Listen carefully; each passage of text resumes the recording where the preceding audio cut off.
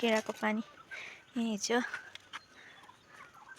केरा काटेर चाहिँ यसको खोद बनाएर चाहिँ पानी जमिरहेको थियो।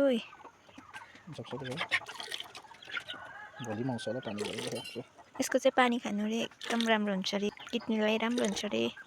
त्यो चाहिँ ट्राई गरेको मजाले पानी जमेर बसिरहेको हुन्छ रहेछ। कस्तो सफा है यसको पानी त निस्केको। तर टेस्ट चाहिँ कस्तो हुन्छ फर्स्ट टाइम टेस्ट गरेको। फर्स्ट टाइम टेस्ट गर्नुलाई चाहिँ दिउँसो खानुलाई होइन एउटा चाहिँ यसको नै आधी जग हुँदैछ। र यो यसको हामीले आधी मात्रै गरेछौँ न त यहाँ तलसम्म गरेको भए कति पानी हुन्थेछ। चाहिँ यताको चाहिँ पुरा पानी भइरहेको छ।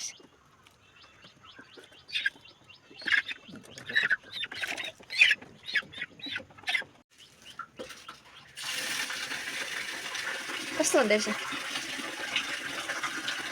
प्रकारको केराको फ्लेभर मिठो हुँदैछ।